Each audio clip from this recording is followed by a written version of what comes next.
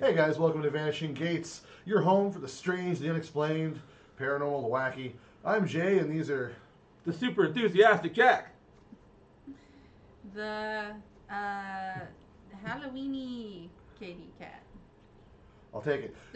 Cut 2 was way better. Anyway, guys, spooky season is here. We got a couple days till H Day, and we are in full effect for Halloween. Candy is bought, the yard is finally decorated, and I'm still not having a costume to put on for Halloween this year for the live stream. Me neither. I'm actually gonna be Shaggy. I don't ask. I thought you had a costume. I mean, I have like horns that I could wear. You should just wear corn. Just put corn on your head like horns. Candy corns. Well, Maybe the corns. Jack's wife decided that she wanted to be the Scooby Gang, and so my youngest is going to be Scooby, and I am going to be Shaggy somehow. I don't ask me how. I am way too big for that, but we're gonna do it, and she's gonna be Velma, of course. That's funny. Okay. Family group costumes are some of the cringiest things on the planet. So I You- look you- I look hold forward on. to posting pictures. My on the oldest Facebook kid page. is gonna be is gonna be one of the Among Us characters, or a Fall Guy, one of the Fall Guy characters. Among Us. Among Us. It's a funny way to Among say. Us. So Among Us. we do have some weird news coming out of Canada this last week. Unfortunate, tragic news and very strange. A gal that was working at a Walmart was locked into a walk-in oven. Katie Cat, you want to take over from here? Yeah. Her mom found her in the walk-in oven at Walmart, and that her and her mom both worked there, and she found her like 2 hours later, like burnt to a crisp. Well, not exactly. That was the original story. That's what I read. Yeah, that was the original. What was originally reported. What actually happened was her mom was there working with her. She couldn't get out of the oven. She was screaming and pounding on the door. They finally were able to relieve her from the oven, but it was too late. By the time the paramedics showed up, she was gone. Why couldn't they So get the other door staff. open? That's what they're trying to investigate now. So there is an investigation going on Yeah, that's new. I with didn't that hear that. oven. Yeah, and whoever's in charge of that part of Canada and taking care of like what works and functions there, kind of like what we have here with the OSHA kind of thing. They're investigating it. I think it's a Canadian version of OSHA, and there are safeguards for this oven, for these walk-in ovens. Yeah, it's Can- hard. Yeah. Oh, go ahead, sorry. I was just gonna say, people have posted videos that actually work there, showing how hard it is to get those, like, to get shut in one of those. So. Yeah, it's like walk-in freezers. Yeah. Can I just say that it's absolutely stupid to have a walk-in anything at this point? Yeah, I agree. Like, Why do they have a walk-in oven? Like. What's the point of that? Like, Yeah. is just the oven not good enough for you? Like one oven on a wall, or like a dozen of them? Like, you just, Yeah. I just I want to fucking- know I what want a you're. whole room oven. What are you cooking in a walk-in oven? Like a ton of rotisserie chickens? I would think. They, I think it's probably. They that. said it's for the bakery. Oh, for the bread. Oh, It's yeah, for because they break wraps. all. Yeah, I'm dumb. That's exactly what that's for. Never mind. It's That for makes wraps perfect and sense. bread and All stuff. of these rooms, like what is it? In the hospitals, there's literally in some hospitals there's a room that seals and it like was it like sanitizes or something like that? Like it heats It's up really hot. all the utensils and it like cleans Yeah, all the it's an utensils. autoclave. It's an autoclave. Yeah, and Yeah. there's literally I think you've heard that story from Mr. Ballin. Like literally. That wasn't an autoclave. That was No, it a wasn't an man who his son-in-law actually closed him up in it in the walk-in Somebody furnace. got caught. No. It was a big auto. It was an autoclave. I guess you haven't Big seen it. It was autoclave. a female nurse. She got locked Oh, up. it was a in different one. Yeah, Oh, and God. because the story was like that the door itself was like busted and it could shut behind you and you couldn't open it from the inside, I guess. Oh, that's not nice. And she wasn't paying attention and got locked in there and no one paid attention and the auto start kicked on. Here's what I suggest. Don't do that. Put ever. motion sensors in all these things so if anything Yeah. moves, anything. You don't need to be Thank you. cooking anything in an autoclave. Anything moves inside of an autoclave. You could just go, you know what? Maybe it doesn't turn on right There now. was the other Are Mr. those Maybe Box. it sets off a red alert Are those hotter alarm. than an oven? oven? Yeah, Yeah. they're Oh, sanitized surgical tools. Yeah, they're We for had, getting rid of, like, I had to nasty use one shit. over at the hospital I worked at. They're vicious. We had one at the mortuary. It was much smaller. They're You like can a get small 1,000 ones, too. degrees or something. Oh yeah, it's hot. It's meant to kill But it's every also- living thing on those I believe items. they're also not just dry heat. They also put moisture in there, so Yeah. it's like a boiling heat. Yeah, it's horrific. Then, It's well, I was dark. seeing the Mr. Ballin one where the dude who got locked in the big oven and his son-in-law was actually operating it and couldn't get him out. He hit the button wrong and didn't realize he was in there still. Oh, God, yeah. Yeah, that's that was horrible. gnarly. Man. Anyway, so that's terrible. Hopefully the family gets some kind of peace of mind. There's question whether or not it was done intentionally. There's question whether or not the equipment was done wrong. Either way, Walmart's going to be out of a lot of money Oh yeah, they're getting after sued. this. Well, you're not gonna have bread in that Walmart for a while either. Oh yeah, don't buy bread at that Walmart because Yeah, I it's would not probably there. avoid And that. also another weird thing to add to it, they said the cameras were off all day. That's the other thing. I forgot. All the they cameras weren't weren't working for or some something, reason. which Yeah. I think is really What did she a know? weird coincidence. Was she on Was Epstein she Island? a friend with pity? People Uh, think that she might have been murdered, She but was Diddy's I don't friend. know. That's speculation, but right now, just our condolences to the family, and hopefully Yeah. they figure it all Yeah. out. Seriously. That's It unfortunate. sucks. That sucks. That's not a nice way to go. On a lighter note, on Halloween, what is, because Halloween's a couple days away, folks, we're going to talk about something about that today. What is the number one rule for trick-or-treaters on Halloween? Don't get abducted. No. Always Why would that not have be your the number one parents rule? check your candy. Bingo. Always have your parents check your candy. It's not be visible at night. That's up there. It's not number one. It's not watch out for cars. And don't talk to strangers, which we're actually telling people to do all Halloween night. Yeah, Talk to that's strangers literally all day, what kids. Halloween is. The one time of the year. Yeah. Talk to strangers and let them give you candy. It Go up to happens on strangers' Halloween. doors and knock and ask for candy. Yeah, it's the only time of year we expect you to talk to strangers and get candy. But that said, check your candy is the number one rule for trick-or-treaters on Halloween. Among the cavalcade of urban legends surrounding Halloween tampered candy, around Halloween, tampered candy, Jesus, that was a hard thing to say. Surrounding Halloween, tampered candy is probably the most notable of these legends, next to the Headless Horseman. Really? Okay. Yeah, no, it's definitely more prominent than the Headless Horseman. Doodleheim is more of an Irish thing around the Great Hunt. I remember fondly going around trick-or-treating and hearing that terrible warning from the parents, and, you know, on the way out the door, don't eat the candy before we check it. Someone could put something in it. Kids at school, leading up to trick-or-treating for like weeks at a time, ready for Halloween, were amped up. Halloween was the number one holiday in the 80s for us, where we would get super psyched weeks in advance, talk about what we're going to try to be for Halloween, where we're going to go, who we're trick-or-treating with, who's hanging out with who, and then there would always be the story. Someone's friends, sisters, friends, cousins, uncles, brothers, whatever, got a chocolate bar and cut his mouth permanently open, distorting his crazy smile until something evil happened. They went crazy and killed their whole family. You know, stories like that. Those are, you know, just obviously that's an exaggeration, but Sounds like the Joker. kind of, yeah. That's kind of the stories: razor blades and chocolate needles and candy bars, Yeah. things like that. Trick or Treat, that great Halloween movie, they talk about that in that film as well, and a few others.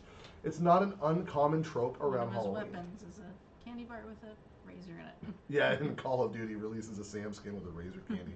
I made a video about that. More recently, you know, the Halloween memes say things like, calm down, dude, no one's putting drugs in the candy, it's too expensive. Bro, for real, like you can't even show up to your friend's house and ask them to give you a little something. They're gonna put it in a bunch of candy bars. Like, Yeah, you want to borrow a spliff from me, it's going to be in the Snickers. I'm pretty sure. Hold on, I'm pretty sure someone's not out in the middle of the Walmart parking lot giving out favors, trying to get their hands on this stuff so they can put it in your child's candy. I'm just saying. So Yeah. the other end of it too is that there's no recorded cases of candy tampering, and much like most fables, told to keep kids safe, just in case is what people think. That's the other end of the spectrum. That the idea is, this never happens. It's just a story to keep kids out of trouble. Don't go into the woods at night. There could be bears, but we'll tell them it's the boogeyman. Or- so they don't go in the woods. Or is this a conspiracy and there actually has been stuff hidden by Big Candy? Despite all of that, in 1964, a woman was said to be giving out dog biscuits full of rat poison to trick-or-treaters as a joke. And she only, well, she only gave it to kids that were supposedly too old to trick-or-treat, however old that is. I think if you're My a God. kid, trick-or-treat, it's That's better than horrible. getting out and causing crimes, doing crimes. But no one was hurt at that point, thankfully. During the investigation, they found that she didn't actually hurt anybody with it. It was like a harmless thing deemed there in 1964, which is a weird time. Was she like arrested? I or- don't know where it went from there. It's just a Huh. clip that I heard. Wow. In fact, hundreds of alleged cases, and no one ever seems to have resulted in harm to a child. None of them except for one case in 1974. Now, Halloween that year, it was raining a bit, but that didn't stop 8-year-old Timothy O'Brien, his 5-year-old sister Elizabeth, and a couple of their friends from gathering their dads and going to get that sweet Halloween candy treats, knocking on doors and causing them mischiefs. Halloweened up, get their bags out and give me the goodies. What was your go-to Halloween container? When we were kids, if I remember correctly, we all used pillowcases. Pillowcases. Pillowcases was where For we'd always me- fill them too. For me, when I was really little, it was like my parents got me one of the plastic pumpkins. The McDonald's pails with the plastic The little pumpkins. pails, Yeah. and then it was like it went to like a bag that was like a Halloween bag, and then when I got older, I used a pillowcase. Yeah, the older we got, the greedier we got, for sure. Yeah, when I was a teenager, I used a pillowcase, and it filled up, and I had that candy for like a year. That probably Yeah, was you only at eat that like point. 10% of the candy out of that bag. Is Yeah, I edible. didn't eat all of it. You that's don't for eat sure. a ton of candy now, anyway. I don't. mean, Yeah, I'm so- not a big candy eater. I I'm never not have been, either, so it works out. Oh. So they went door to door, and they were followed closely by Jim Bates and Ronald O'Brien, the dads. Ronald was the father to Timothy and Elizabeth, and Jim the dad to the other kids. They also had another friend with them. Trick-or-treating was pretty good that night, with the exception of one house who didn't answer the door. The kids were Son of growing a- impatient. Yeah, their lights were off. They didn't open the door. The kids were growing kind of impatient. They decided to run ahead. But Ron's like, well, I thought I heard something. I'm going to stay behind and wait for the door to get answered. They were in Jim Bates's neighborhood. So Ron and them went over to Jim's place. They went from there to go walk a few blocks. And when Ronald finally caught up with them, he had a bunch of giant pixie sticks. For those of you who don't know what a pixie stick is, it's a big plastic tube full of colored and flavored sugar. Or maybe just really tasty crack. I Literally never just liked them. pure sugar. Oh in yeah, a tube. I loved those dumb things, man. Yeah. I used to freaking go to the Murphy's Market and just pound those suckers. They were dirt I cheap. never liked Yeah. them. So presenting the straws to the group, Ronald looks at Jim excited and he says, "You must have some rich neighbors, dude." Which is hella dumb because these things were dirt cheap even in the 90s, and this is in the 70s. Like, It's probably like 10 cents or something. Well, Yeah. no, because what it is they were. I watched a video on that today because I was doing some. I actually did a little bit of research on this one because I was interested What? for a second. And it were those. They were the giant tube ones. yes, that's why I said giant pixie sticks. Those ones weren't so cheap. I don't think they were. No, they were probably dirt cheap. Like Still cheap. They were probably like 5-6 cents. That's pretty good price back then. 6 cents. Yeah, because a dozen of the small ones was a nickel. It's like probably $1 for one of those now. Anyway, so Maybe. he gave those to the kids and they were on their merry way. Now, at the end of the night, the group parted ways and headed their respective homes. The rain had made it difficult to trick-or-treat more than 2 streets, and the kids were excited to have candy before bed. So they wanted to pick some of theirs. I feel like that was a common tradition in most households. It Yeah. was certainly in mine. You can have a piece of candy or two before bed as long as we've checked it and you're Sure. ready to go to sleep. Now, back then, it was a little different. People weren't so focused on checking candy yet. Timothy picked out a pixie stick from his allotment of candy and asked Ronald to help him with it. He was having trouble getting the powder out of the tube. Now, this would often happen, I've noticed, when you are putting it to your mouth and getting moisture in it. I used to. I think that's why I hated them so much was because I would get the paper ones and I'd Oh, bite yeah, it. God forget you get a paper one and you bite I would it. those little ones. I'd bite it, and then I'd just be like, "How do I get that out of there?" So, Because we get wet. So, Yeah. folks, there was 2 kinds of pixie Yeah. sticks. There was ones that would come in the long plastic tubes, and there was ones that would come that were tiny, and they would come in these little paper wrappers that were really tightly wrapped around Those the are powder. yeah, so now I remember. awful. And if it you gets got stuck. them the least bit wet, you're not getting your candy out. I Forget it. didn't Because all understand that You'd have sugar to- just fuses. You'd have to It's just- cut it. I remember Yeah. like going to cut it because I couldn't get it out. And then you get pissed. You wouldn't want to cut it because you knew as soon as you cut it, those things are so full that powder is just going to fucking go everywhere, and you're going to miss part of your candy. And you can't miss 2 grams of that sweet, sweet sugary treat. Anyway, I'm sure you could. I'm obviously You very could- passionate. Wasn't even Excited that about good. that. Passionate about my pixie stick Wasn't memories. even that good. Anyway, so Pure sugar.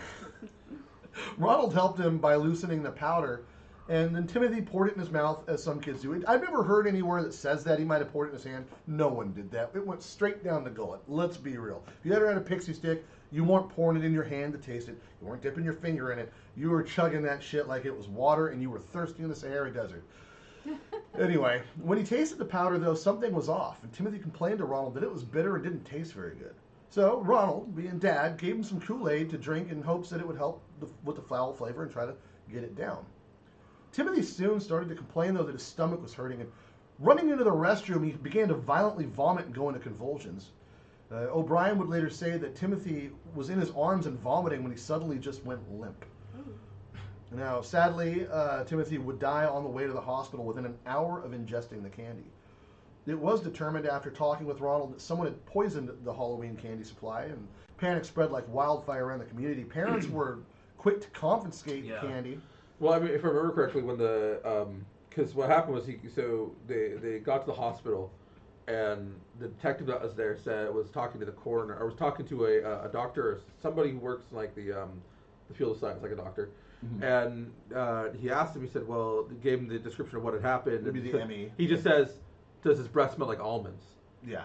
And then so the guy was confused, but he smells breath. Says it smells like. Or he didn't ask what it smelled. He said, "What does his breath smell like?" He didn't give because they don't want you to have that. We haven't got in to your that head. part yet, though. Oh, you haven't got there yet? No. Oh, okay. I'm sorry. I didn't mean to jump ahead on you. Yeah. So this is an important part that he brings up, though. It was quickly determined, though. Like I said, it was poison, and it was.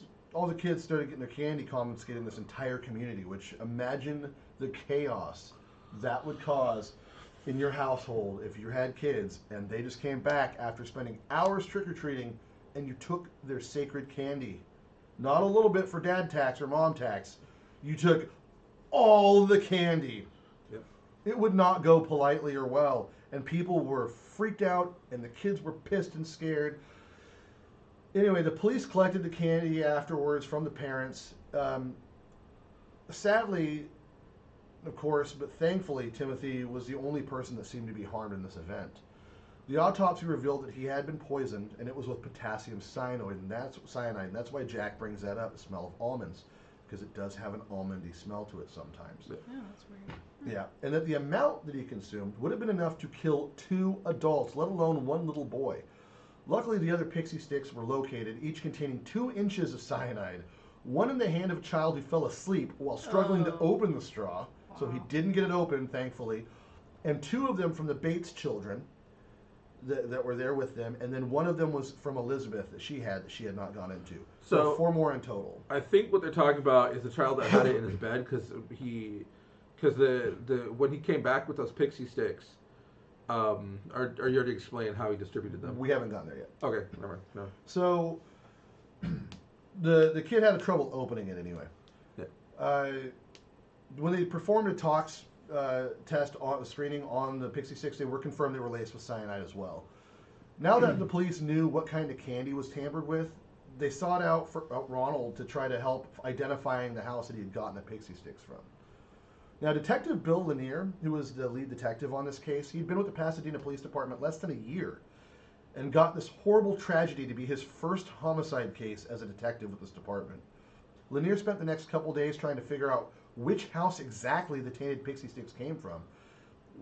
And at any time that he would ask O'Brien's recollection wasn't great, which, considering losing his son and possibly close to losing his daughter from the candy that he handed them, one would argue that he might be having a hard time focusing and remembering things, and he would answer with things like, "I don't know what home, I don't know what street," though they'd only trick-or-treated on 2 streets because of the rain.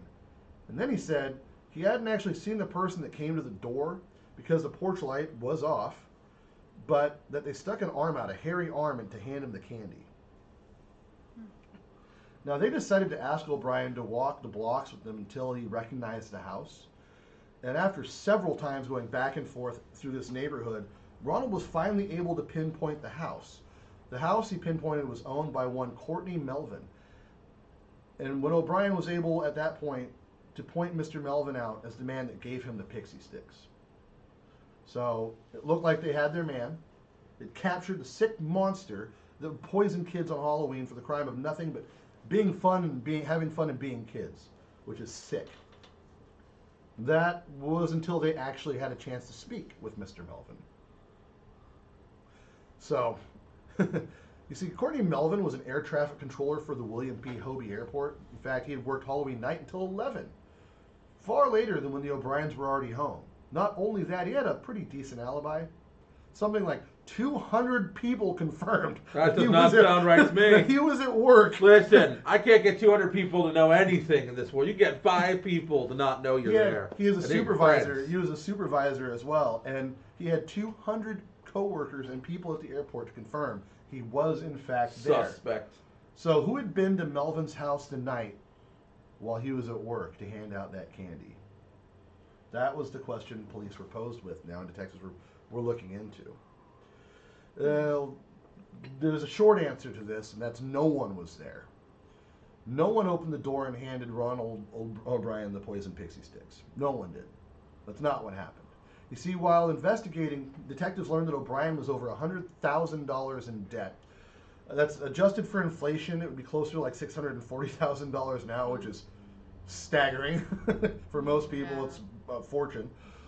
Yeah, in the previous decade, he had held 21 jobs and wasn't able to keep one steady job in a decade. He was even about to be fired from his job at the time, which is at Texas State Optical, for theft. What the hell was he doing to get in that kind of debt? Well, I don't know, but his car was about to be repoed. He had defaulted on several bank loans for the house. His house was already in foreclosure. Their family home was already getting taken away from them from foreclosure. Now, in January of that year, Ronald had taken out $10,000 life insurance policies on both kids. And then again, right before Timothy's death, altogether valued at about $60,000 at that time. That's that time. So that's a lot of money. And on the morning after Halloween, just after his son had been poisoned to death, Ronald then called his insurance company to inquire about the policies taken out on Timothy. So the 1st of November, which was a Friday that year, he had already called after just hours of losing his son to poisoning to check on his life insurance policy and the payout. Yeah. God. What a wonderful human being, I'm sure. Evil.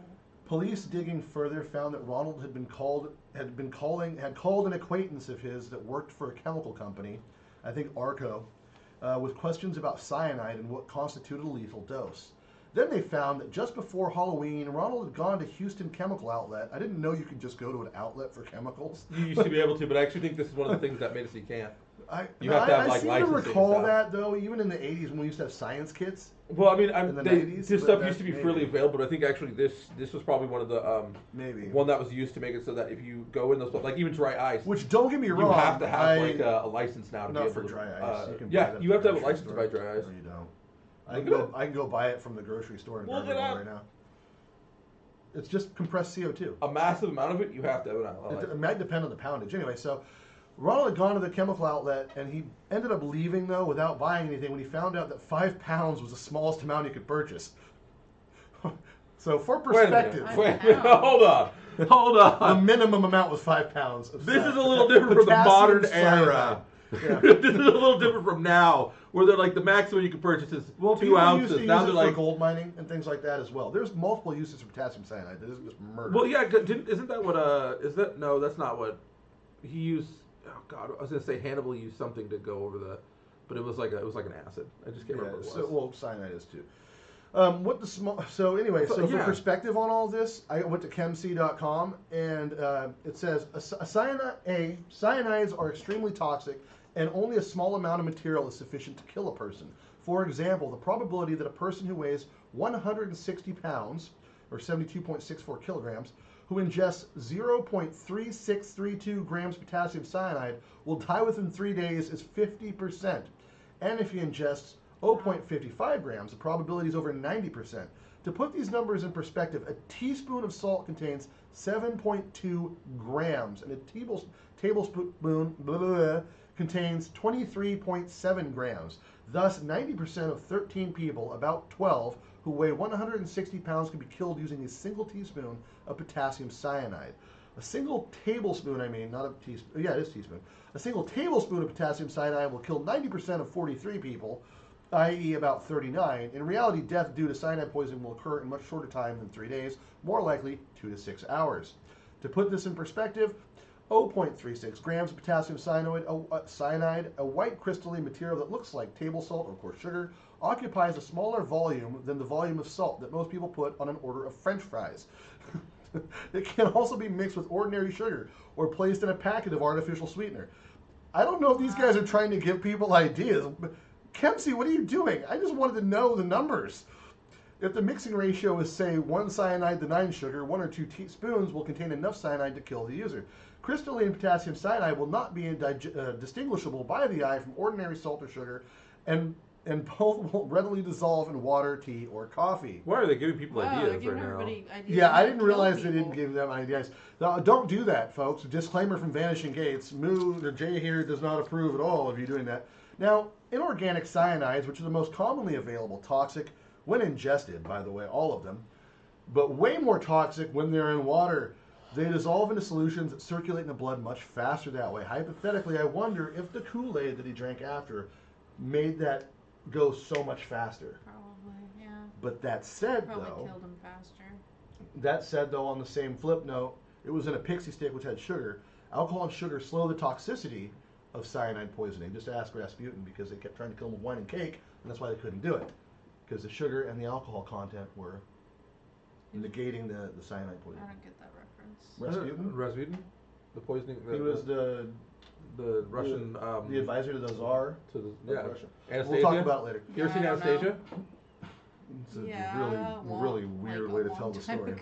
Well, if Anyway, you so- the story of Anastasia is Anyway, the story yeah. about Rasputin, basically. Oh, okay. Yeah, I he don't was remember. stripping the Tsar's Tell me wife and they later, had him it's- killed. It's fine. Uh, They had him killed a lot. a lot. Oh yeah, they killed him a lot. And They we'll, killed that we'll tell you man a about it lot. later. That'd actually be a good show. Yeah. Obviously, at this point, O'Brien was brought in for questioning further, and Lanier would later say that even during questioning, he never confessed. Not even when shown the mounting evidence against him. Then, after wearing him down, Lanier could see him finally getting tired and giving up in the act. So he was just quitting on the argument. Sometimes they'll do that. People that are lying about being guilty will sometimes get worn down just from boredom and tell you the truth. I mean, there's a lot of ways that detectives know to pick out the information from you. In an interview with Austin American Statesman, Lanier recounts, "With O'Brien, I seen that give up. We'd been in the interview room for a while, and he slumped and started nodding his head, like he's agreeing with me. I said, 'Now's the time to tell me.' And he nodded some more. So I waited a couple of minutes. When he didn't say anything, I said, 'Ronald, tell me.' And he said, 'Tell you what?' And the moment was gone. He never got there. Police never identified where O'Brien bought the cyanide either. And during his trial, O'Brien maintained his only son had been poisoned by an anonymous monster. But the jury took less than an hour to convict him." Yeah, this Yeah. says like 40 minutes or something like that. Yeah. It was like 47 minutes and they convicted him. So Jim Bates, the friend that was out trick-or-treating and the dad of the other kids, gave most of the testimony during the trial, recounting that Halloween night. Bates said that after bringing the pixie sticks, O'Brien gave the sticks to the kids, and then later asked for them back and went to his car, but then returned with the pixie sticks and gave them to the children. Obviously, the community was up in arms, and during the time, the news was calling him the Candyman and the man that killed Halloween, which is going to be the title of this particular video. O'Brien's wife even testified against him. On June 3rd, 1975, Ronald was found guilty of his son's death and 4 counts of attempted murder, taking just 46 minutes. The jury came back with a guilty verdict, and just over an hour it was decided he would be executed by electric chair. Good. No, he was lethally injected. We'll get to that. Oh, that's right. Yeah, you're right. We'll you're right. get to that. Yeah. So, following his conviction, Ronald's wife pretty much filed divorce the next year, and considering the circumstances, it's totally justified. I'm gonna be honest, because I listened to several videos on this, and one of the very detailed videos, which was done by a news agency, because they were doing like a deep dive investigation. Apparently, she knew about the insurance claims on the children, but she did not know about one of them, and that was. I suppose you're gonna get to it later. I'm not sure. Well, no, you can bring it up because I'm not sure what you're talking about. But I'm positive. I remember him because I was doing something at the same time because I was dealing with my son. But I remember the detective or whatever was saying that he had taken a life. Him and his wife knew about the life insurance policy on the kids. That she was involved with the setting up of the life insurance policy on the kids. Yeah, it's not uncommon. But he went back later and tried to get one on her. And then told the guy, "Do not tell her that we had this conversation." I didn't know about that. I feel like what happened, she found out later. They told her later. She flipped after they told her about her policy. That's when she flipped all of a sudden. Maybe. And I honestly believe that she was involved. Because the way they said it, the way they said everything dominoed, was she only flipped after they said that he tried to take out a policy. And then she said, "Oh, I think I was the original target." And I'm like, then why were you there with him getting policies for your kids first. Yeah, she wouldn't with be the them. original target for pixie sticks. So O'Brien was originally supposed to get the chair on August 8th, 1980, but his attorney was able to get a stay of execution until May 25th in 82, which was also postponed. And now, a sleeker, more hip way to offage human trash was adopted in some places. It was called, because it was vogue now, lethal injection. It was the new thing on the block. It had just brought into effect. Now, It was in vogue? yeah, This is the it's new vogue. Oh my hip God. styling. It's the 70s now, guys. Now it's the The 80s. hip Let's way use to this. kill evil Now, people. lethal injection was actually adopted in some places as early as 1977, but Judge Michael McSpadden wanted O'Brien to be the first person to get the night-night shot. Did you get the point where the let's see? He even offered to drive Ronald to the execution himself. He says, "I'll drive you I'll there drive you." myself, just so I can be the first person to put you in that chamber and watch you die." He was very maybe recuse yourself if you're not involved in the case, Judge. I'm not saying you're wrong, but I mean, you didn't really have to. Probably It not only the took right the way jury to do it. 47 minutes to fucking execute him, basically.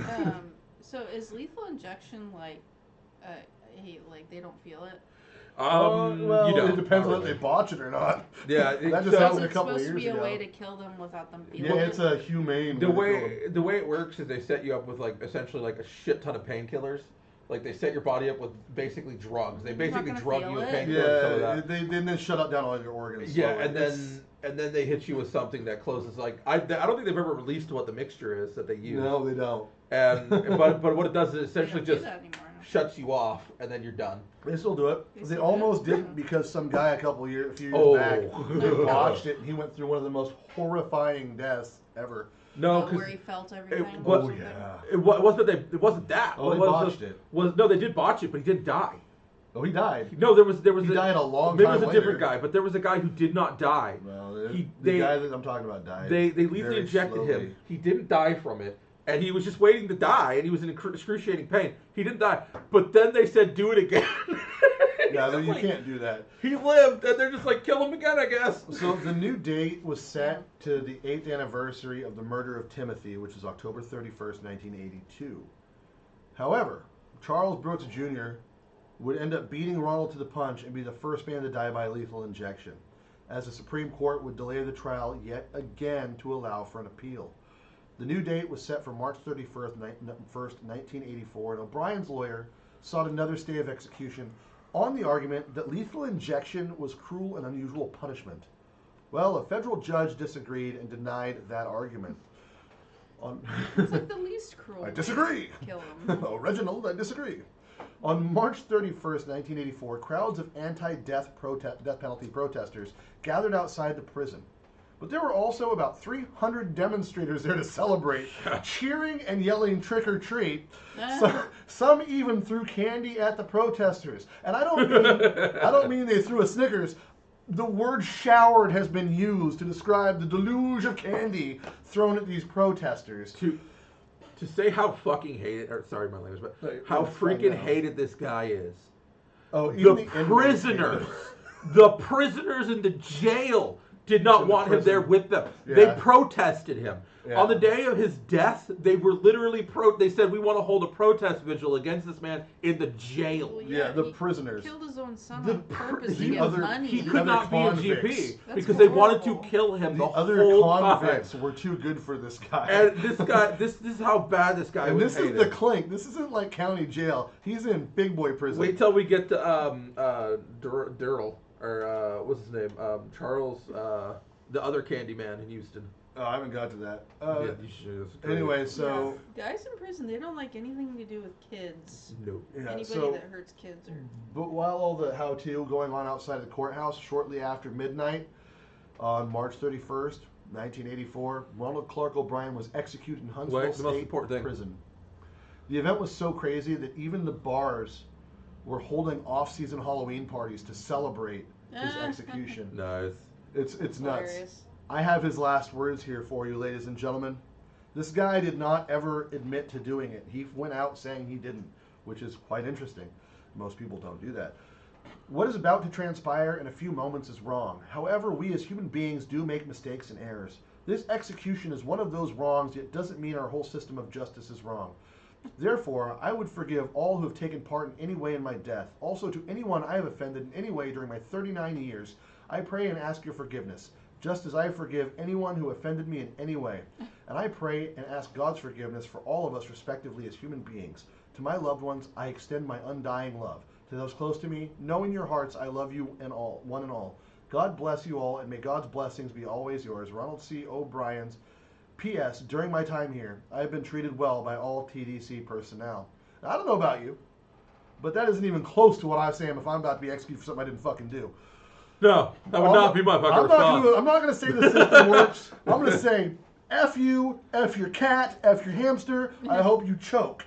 Shit, I'm going to go off. I'm gonna the say shit I'm going to say at the end of my life, if you wrongfully accuse me and I'm about to be executed, the shit I'm going to say is going to hurt some feelings. And if you're on the side of the fence that's wanting me to be executed for something I didn't do, and I got dirt on you, it's out.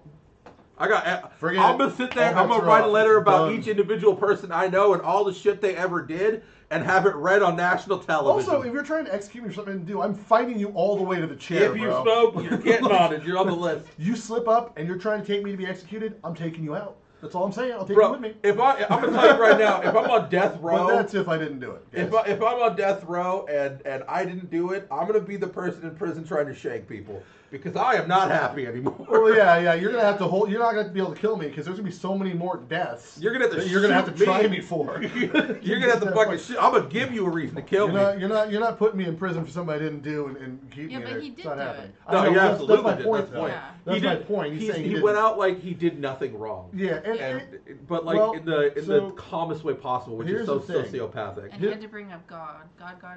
Well, like, a lot of prisoners do that. Yeah. So his defense basically during the trial was that there have been hundreds of stories of people poisoning candy, handing out apples with razor blades, etc. The irony is he the monster behind the myth? Like, really? Like, did those stories inspire him in some way? Was that, like, life imitating art? Or maybe he was innocent? Maybe he was actually innocent. The jury didn't take a whole long time to convict him. How long was that trial for? It wasn't very long. How much evidence was there? A lot of circumstantial evidence. You don't have any hard evidence at all. There was no physical evidence to suggest he actually did it. Actually, there was. What? In his house. Because I didn't see any. In his house, one of the things you missed starting about was that they were stapled together. Well, I was going to get to that here. All right, we'll talk about the physical evidence. No, you talk about it though, because we're going to get there anyway. So the pixie sticks were actually stapled on top. Yeah. They don't do that. They heat shrink them. Yeah, they heat shrink them together. And they were stapled together. And just before that, he had literally been talking to all of his coworkers about how he had this new handheld stapler, like a friggin' idiot. And then at his house, they found a pair of scissors, and I can't remember what else. And on the scissors, they found traces of cyanide, potassium cyanide on it. Okay, so there was hard evidence he was cutting that he was involved. Okay, yeah. see, I didn't know about that. So there was hard evidence that he had cut them open and that there was, which is weird because here's the thing I don't understand. Why would there be potassium cyanide on the scissors? Because it's on his actually, that's a legitimate point. That's what I'm saying. Maybe they needed hard evidence and they just found hard evidence because that happened in the old days. They also could never pinpoint what the hell. potassium. But they also didn't. Yeah, they didn't find the potassium in the house. Cyanide, and they couldn't find where he got it. On his hands? No, because he would be dead. You'd be toasted oats. But the thing is, it's like because the amount he put on there, if he touched it, he'd be dead. But the thing is like you would cut them all open, then you'd fill it, then you'd staple it, right? That's what I'm saying. It's really weird that they found those scissors with potassium. And the thing is like where was the cyanide that he had obviously purchased? They don't say where he got it from. They never found out. They don't say where it went. They say they never found out where it came from. Anything about the potassium except for there was a pair of scissors with potassium on it, and it doesn't make sense that there was potassium on those scissors. Yeah, so unless maybe he cut open the package. Maybe that's why they don't talk about the physical evidence because that's not good physical evidence. Maybe he cut open the package. Maybe. But if that's the only evidence you have, that's super questionable. Did they find potassium on the stapler? That would have been a question. No, they didn't say there was potassium on the stapler. The stapler was the only thing that would have showing off the stapler like he was that dude from Office Space. Again, circumstantial evidence. 100% circumstantial evidence. Everything involved. I'm going to be honest. Everything involved in this case is circumstantial evidence because there's not actually. That's what I'm saying. You can place him at the scene of the crime, but you can't really say that he did it because the thing is, you don't have enough evidence to prove that he did this shit. If you put this against modern litmus tests, he would not be on death row because they couldn't prove it. Yeah, and that's what I'm talking about. Is like there's questionality here. There's did he really do this? Now, while I do think he probably did, I think he's probably guilty. Oh, he I definitely think did. He got his upcomings. I mean, why would he be But- talking to all those people about what the fuck potassium cyanide does and how looking up how to get his hands on it Well, if I he mean, didn't do it? But I'm already on a watch list. If I wasn't It's already, just I am now, ironic. 'cause I was Googling it earlier. it's just ironic that he happened to be For doing it at the this. exact same time as his kid would ingest it. Yeah, and that's Like- the thing. Like, you can be accused of anything. You can be curious about things, but he was trying to get it at a number of locations. But again, that's hearsay. Yeah, I mean It's all hearsay. that's the biggest part. The problem of this is it's all hearsay, and the thing is hearsay does not stand up in court. Now, You guys, have to have evidence. if there's more physical evidence that I haven't heard about in the case, because I haven't heard anybody cover any physical evidence at all, please Yeah, let us know I'm in the sure, yeah. comments. Other 'Cause than I the would love to scissors. know. Other than the scissors, I don't know. Yeah. Because they don't have him purchasing the And pixie then you stick. got to prove the scissors are his. I mean, hell, as far as we know, some dude could have honestly been in that house and handed him some freaking His- kids. It could his have been a wife dude who could've broke done in. His wife could have done it. His wife could have done it, and she said, "Hey, well, let's give these to the kids." But then she and then still, boom. she still would have had to give it to him. He still would have had to be involved. Yeah, the thing is here's the thing that I have to say about this situation. For the lack of evidence and the fact that he must have cleaned up really well, he's an idiot. That's the thing. Here's the other idea. Like the other thought I have on it. You have to be convicted to death on beyond a shadow of a doubt. Yeah. There can't be any freaking question. And I would have had a lot of questions as a juror just because I'm a person that wants facts. I want to know especially if I'm sentencing someone to die. I want to be void of emotion when I have make that judgment. One of the biggest problems is he couldn't have been sentenced to death anyways, by technicality of the law, even at that point in time, because it was too famous. He was too on the books. Everybody fucking hated him. He was tried in a that's town not true either. he was tried in a town that he had just been basically turned into the No, boogeyman. they put him in a different town to trial. But the thing is, it was too big. It was already on the news. There would be no way to give the death penalty with the way the law works. Yeah, but that was in the Because 70s. it's too famous. It's like saying it's like taking Jeffrey Epstein after everything that's happened, putting him on trial and trying to get a fair trial out of it. The thing is that what wasn't gets gonna me is the lawyer would have just said it's an unfair trial. You can't hold to It's it, a and then just mistrial, pled yeah. sanity. But this is what I'm saying is it just feels like he got kangarooed immediately. Now I'm saying he It deserved does it. feel like kangaroo court. It feels like he deserved it. But the truth Yeah. is by the law, the thing is the reason I say this is because people need to realize even if you hate somebody and you want them to go, if they can do it to that person, they can do it to you at any time. It was weird because the detective described this guy as a soft-spoken, almost feminine person. Oh, really? Yeah, not like the kind of guy with an evil streak. He had one. The only crime this guy had ever committed in all that time was he had one parking ticket. Hold on, The though. only criminal record this man had at all leading up to this. Hold on. BTK. I know. I'm not disagreeing with you. I'm I'm just saying. saying that. But he also admitted he did it. He also came out and wrote in newspapers and said, "Hey, you got the wrong guy. Come get me." But that's what I'm saying. Find me, bitch. But BTK was an This wasn't extremely like that. stand-up citizen. He was a what was he? He was a deacon at his pastor, a church. deacon. He had no history, and he was a monster. But he also killed a lot of people. Yeah, but this that's is a what I'm guy. saying. Listen, this is a guy who all of the evidence, if he did it, points to him needing financial problems. Well, there was one more. BTK is a completely different monster. There was actually another person that came forward when they a character witness. It was one of the parishioners at church that was with him. When they were at the funeral for Timothy, he stood there and she said heard him say, because she was talking to him, he says, "I'm what was it that he was envious of Timothy because he was no longer having to go through the harshness of this world." Okay. And she said, "Well, why the that's fuck would you not say abnormal. that That's a normal thing to say at a funeral. about your child? Yeah, being dead?" dude, that is a normal thought to have. I hate to break it to that lady. That is a church-going lady who is a yapper.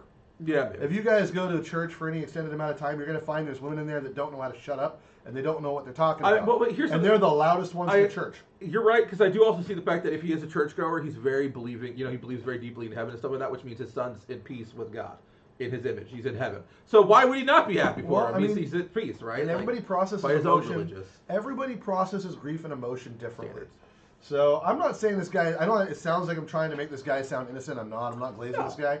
I do think he probably did it just because it's just Occam's razor. But I wanted to see more evidence. Personally, I wanted to see more than just circumstantial. If I was his lawyer, he would not have gotten the chair. No, because that's the thing. Is I would have Or the literally, illegal- I would he have wouldn't just have gotten killed. immediately as a lawyer, I would have said, you can't have a fair trial, and on top No, of I that, would have I'm pleading insisted in insanity. trial somewhere else. I would have gone through all the loops and everything. But that I don't understand why he wasn't pointing out circumstantial. It was a short trial. So maybe that's why they were able to get so many stays of execution and appeals. But it's also Texas, and they like to mainline their death penalty. Oh yeah. Like Texas has a Ron fast White lane. made that joke about putting in the express lane for the death sentence. Yeah, they're like, you're going to be on this road. Go for it. You know, while I don't believe he's necessarily innocent, what I am saying is, kids, maybe it's a good idea to check your candy after all. Anyway, if you guys like this kind of stuff, let us know in the comments. Give us a like. Please subscribe if you haven't. We're getting there in subscribers. Now we just need more people watching. We appreciate you guys. We appreciate the candy out of you guys. See, I said that in a way that's questionable. And it's almost Halloween. Have a great Halloween. Let us know what you're going to be for Halloween in the comments. What's your favorite Halloween tradition? What's a topic you'd like us to discuss? Anyway, we're going to do something else now. I'm Jay, and these are... The Excited Jack. Kitty cat. And we will see you guys in a couple days for Halloween. Anyway, good night and good nightmares. Goodbye, everybody.